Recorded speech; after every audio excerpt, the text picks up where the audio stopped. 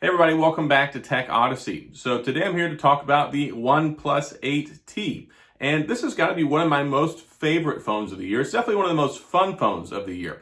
It has so much going on for it. A 6.55-inch screen with a 120 hertz refresh rate, 1080p resolution, HDR10 plus. It looks gorgeous.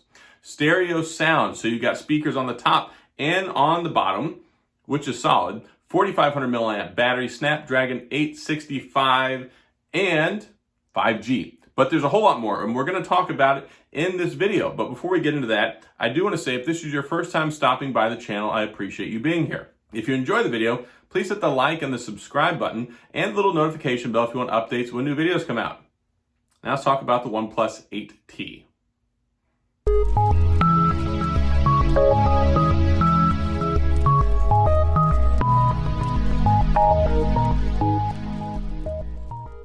So the OnePlus 8T, like I said, is one of my most favorite phones, and I think one of the best phones of the year.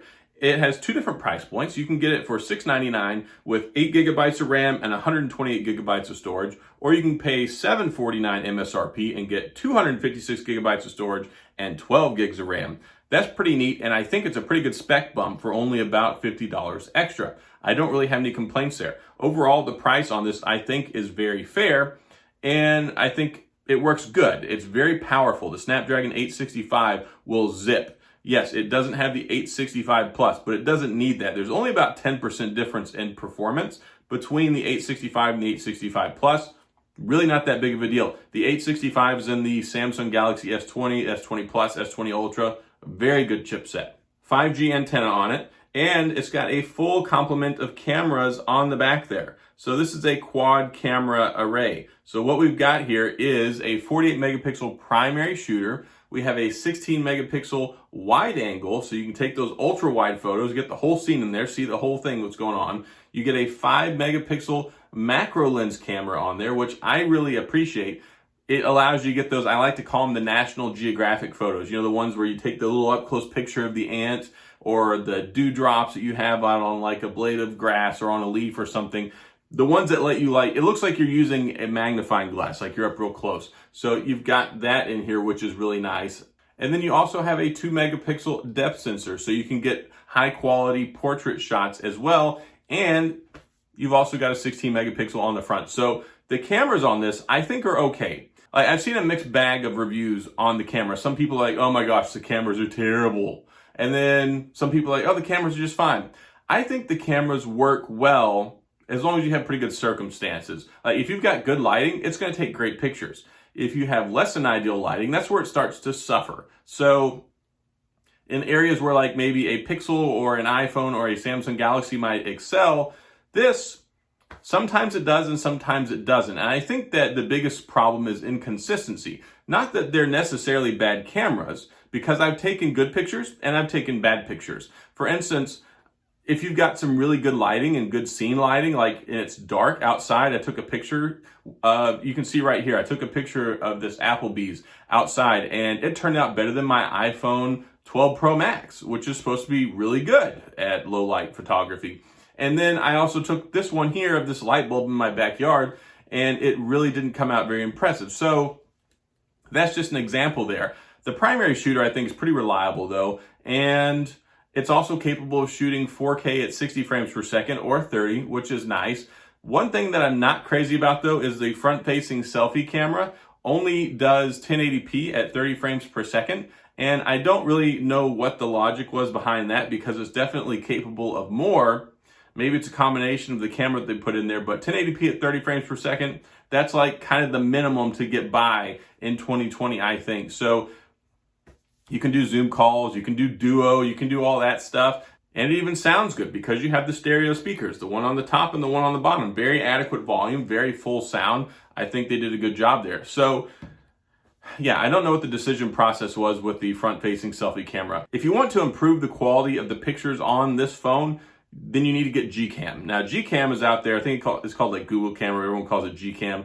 It's the camera you need to download it. You can download a different camera setup to use on this phone. I don't use it personally. I always test out the phone and use it stock, but I know people that have installed it on there. And if you know what it is, then you know what it is. I I don't have a lot of experience with it. I've only ever installed it on a phone once. It's not my thing, but it does make the camera look better. I have a buddy of mine, English Dan Reviews, has taken a lot of pictures with Gcam and they look stunning. So there are ways. It's not that the hardware is bad, it's just the software implementation is, not as refined and polished. So it gives me hope that as the phone ages and they put out more updates and they refine it, it will get better over time. But as things are now, I think it takes okay photos. Sometimes you have really good ones, sometimes you have, I thought it was going to look better. So that's it with the camera experience. 4,500 milliamp battery. How is it? Well, I'm maxing out at about 5 hours of screen on time.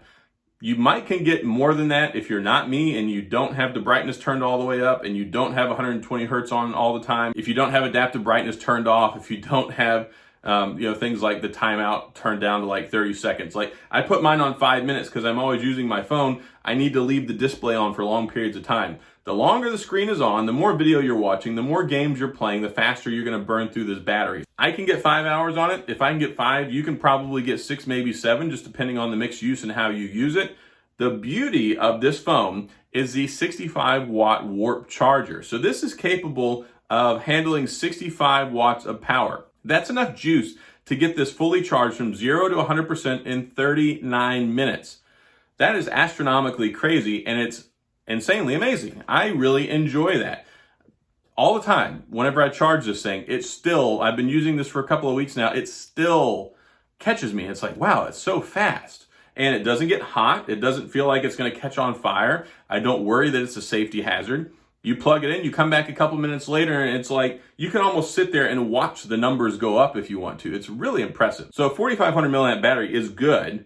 It's slightly improved over the OnePlus 8, but this 120 hertz refresh rate combined with 5G, combined with the AMOLED display, combined with the Snapdragon 865, yeah, it sucks up some power, but that's because it uses power. This is like a Ferrari under the hood with very, very little on top of it to slow it down. So that's what I like about this phone. It's no frills. It's just efficient. It's fast. It's zippy. It's very enjoyable. It's great for multimedia.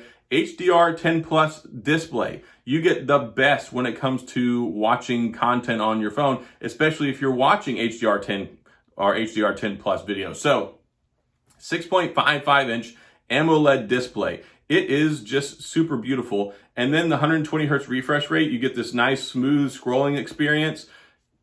If you use it in real life, I think that you'll appreciate it and you'll enjoy it. And the biggest difference I noticed is like when I go back and use other phones and it has the 60 hertz refresh rate, this is so nice. So the refresh rate, what that means is how many times the images are displayed on the screen in 1 second. Normal displays are 60 hertz, 60 frames. 120 hertz is 120 times the screen refreshes. So you have less motion blur. Everything looks nice and smooth whenever you're using it. And it just makes for a nice experience. But of course it does eat up the battery. So yes, battery life, I can get 5 hours of screen on time, like squeaking across the finish line. That's okay to mostly get me through all day long. For a normal person, I still think it'll get through the day. But if you're going to be doing some heavy gaming, heavy video watching, then yeah, you're probably going to have to top up. But the beautiful thing is 65 watts of charging power, and that charger comes in the box. It's not like you have to go out and spend $100 to get the charger. It comes with the phone. So I really appreciate that. Now, it's charged by USB-C, doesn't have a headphone jack. So if that's a breaking point for you, then maybe this phone isn't for you. But of course, you can get a dongle and plug it in that way. Fingerprint sensor. It actually works really well. I like it a lot. It's very fast. It's very responsive. It's probably the best optical fingerprint sensor I've used on a phone, so I like that. Other things that I like, it has facial recognition, so you can unlock it by scanning your face. That's cool. It has the mute switch over on the side here, so you can press that down, turns the ringer and the sound on, and then you can press it up one more time for vibration, and you can press it up one more time to turn it into silent mode. So that's also nice. It's running Oxygen OS 11, which is based on Android 11. These guys are like, if Google Pixel is the king of software updates, these guys are like the queen of software updates. They get the operating systems very fast, pretty much the same time that Pixel does. They're always pushing out software updates. They're always doing refinements and putting out patches to make things better, and they're reliable with security updates. So that's one thing I really love about these guys. your phone will be updated. It will be relevant for a long time. This is going to see Android 12. It's probably going to see Android 13. So if they're still calling it that by then. But software experience, great. Multimedia, gaming, this is one of the best gaming phones of the year.